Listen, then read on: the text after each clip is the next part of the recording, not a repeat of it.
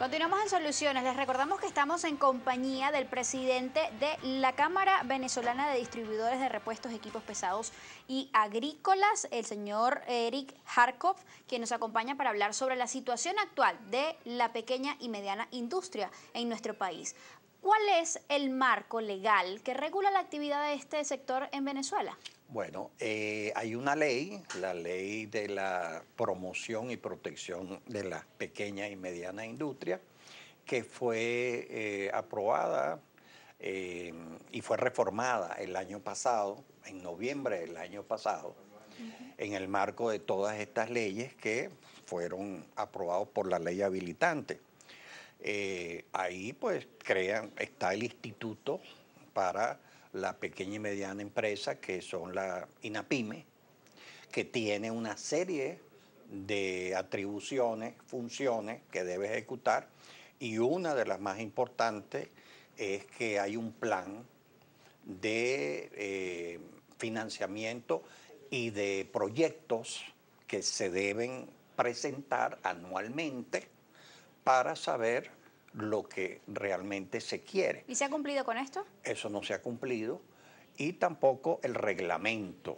Estamos esperando el reglamento de esa ley. ¿Por qué es tan importante el reglamento? Porque el reglamento es el que te va a decir el día a día que lo que tienes que hacer es la normativa práctica de la ley. La importancia de la pequeña y mediana industria pues es bastante significativa en el marco de lo que es pues el aparato productivo nacional. Tenemos un material que preparó justamente el equipo de producción que habla de este punto. Allí lo tienen.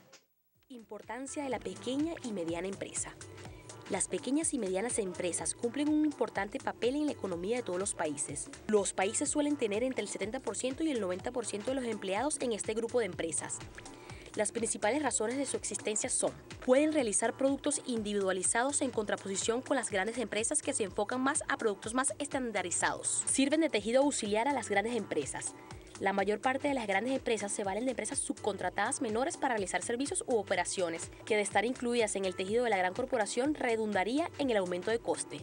Existen actividades productivas donde es más apropiado trabajar con empresas pequeñas, como por ejemplo el caso de las cooperativas agrícolas.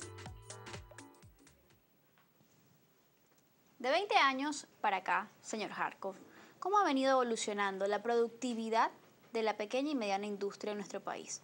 Bueno, la productividad de la pequeña y mediana industria en nuestro país, yo diría que hubo un cambio notable, sobre todo en los años 70 y 80, donde hubo una serie de políticas que era sustitución de importaciones, y se fue creando el tejido industrial venezolano. Se fortaleció en aquel momento porque se potenciaba la producción nacional. ¿Cuándo cambió esto? Eso comenzó, eso fueron en los años 70 y 80. Pero, ¿qué ha pasado en el último tiempo para acá? Yo diría en los últimos 15, 20 años. Es que todo ha dependido pues de los precios petroleros. Cuando tuvimos pues ese aumento de los precios petroleros, pues el Estado venezolano sobre todo empezó a importar más de los productos que realmente pues podían ser comprados aquí en este país, y sobre todo producidos. Este es el caso de muchos productos agrícolas, el arroz, por no ir, y además le fijaron controles de precios a esos productos que se producían en el país y no podían venderlos a otro precio. ¿La producción de nuestra pequeña y mediana industria llegó en algún momento a ser, o es todavía quizás, en algunos rubros, competitiva a nivel internacional? Claro que sí, nosotros fuimos competitivos. Es más, nosotros llegamos a exportar casi 5.000 millones de dólares en exportaciones en un momento dado. ¿Y qué ha pasado entonces en estos últimos 20 años? ¿Cómo ha mermado, en cuánto ha mermado esa productividad de las pymes? Eso tiene que ver mucho por la seguridad jurídica y la seguridad personal que son dos cosas que son muy importantes. ¿Hay estimaciones que, por ejemplo, den cuenta de cuánto producían las pymes en el 2005 y cuánto producen ahora, 10 años después? Bueno, estimaciones a ciencia cierta, decirte un número, pues no. Pero lo que sí te puedo dar es porcentaje, ¿no? Adelante. Porcentaje sí.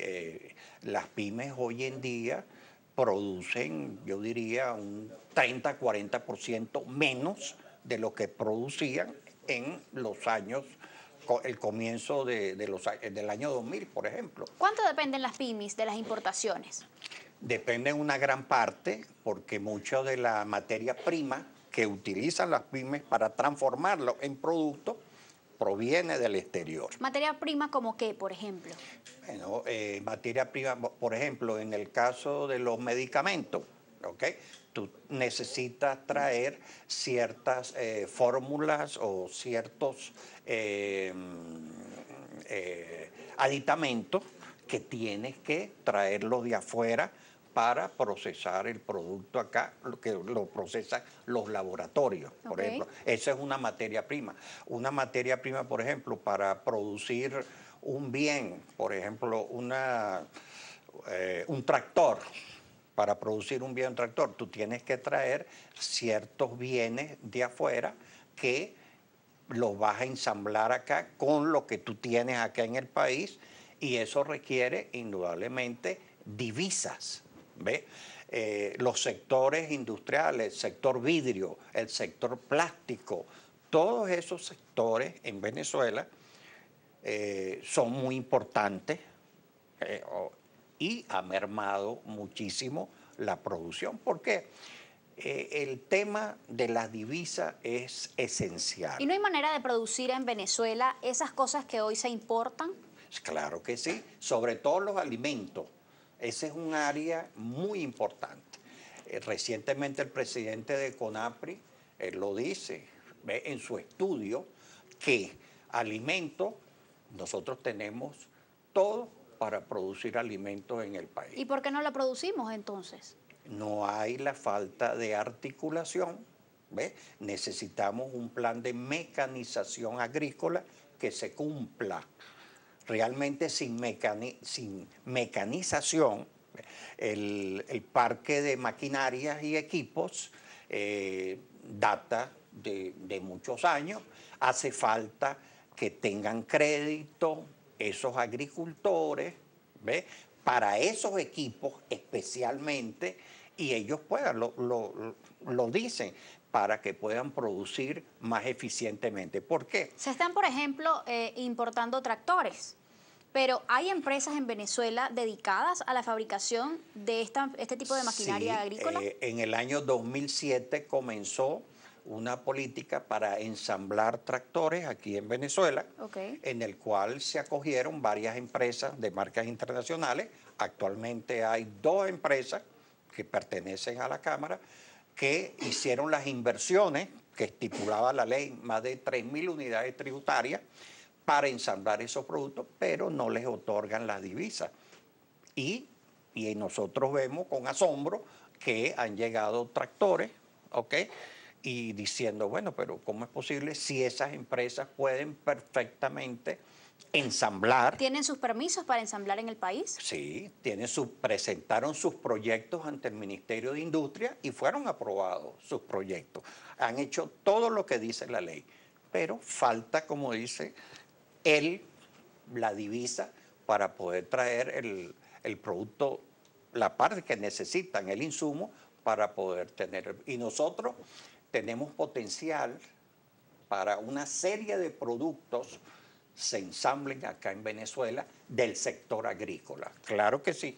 En lo que va de año, ¿cuántas veces han sido las pymes, digamos, convocadas a estas subastas del SICAD para la adquisición de divisas? Bueno, este año nada más hemos tenido 2 subastas, una para la parte de construcción y otra para la parte agrícola, en el cual las pequeñas y medianas empresas, sobre todo, no les han aceptado lo que se llama la postura en esa subasta.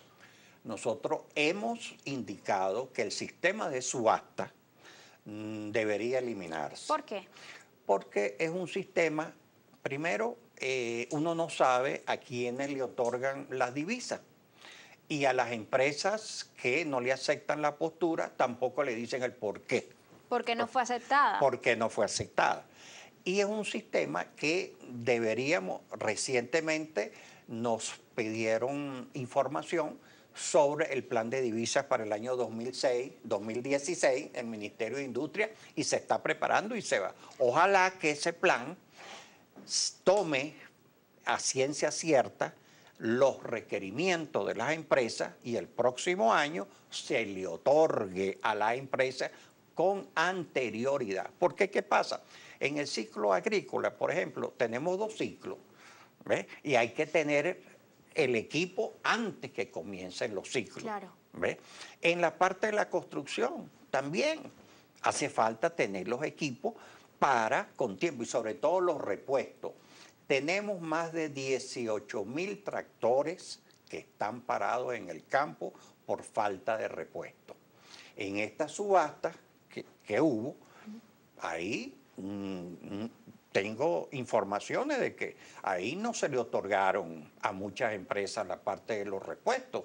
Empresas dedicadas a la importación de repuestos. A la importación de repuestos. Para la maquinaria agrícola. Para maquinaria agrícola. Y eso es muy importante que se le haya otorgado, porque nosotros tenemos acá una diversidad de marcas. ¿Y se han liquidado lo que se otorgó a través de esas subastas, tanto la de febrero como la de septiembre? Prácticamente ha sido muy poco lo que se ha otorgado, la mayoría sigue vigente y mientras no se le otorga, pues el fabricante no va a despachar. ¿Cuál es el destino de las pymes que no recibieron divisas este año entonces a través de la subasta? El destino forma parte de ese número de empresas que quedan fuera de mercado y por ende, bueno, tienen que dedicarse a otra cosa. Entiendo que no fueron más de 30 millones de dólares los que se adjudicaron a pymes, que representa Cabedrepa justamente en esta última subasta. Pero ¿cuánto necesita el sector? El sector, nosotros habíamos estipulado que más o menos se requería para repuestos entre 150 y 200 millones de dólares para repuestos, para cumplir. ¿Por qué? Porque en el área de repuestos... Y la subasta total fue de 150 millones de dólares. De 150 es decir, que no iba a alcanzar tampoco para atender la necesidad de todo el sector. No iba a alcanzar para eso. Ahora, las pequeñas y medianas empresas, ellos, porque ¿qué pasa? El problema no radica nada más de este año, sino se ha venido acumulando desde el año 2012, cuando muchas de estas pequeñas y medianas empresas no les han cancelado importaciones que realizaron en esos años, ¿ves? Y que a la tasa de 6.30, ellos no pueden vender ese producto a una tasa superior, porque te viene la ley del SUNDE. Entonces, está como cerradas las empresas no pueden, tampoco pueden acudir al CIMADI. Van al CIMADI, pero tampoco les otorgan a 200, tampoco hay divisas a 200. Entonces, ¿qué argumentan? ¿Qué argumentan?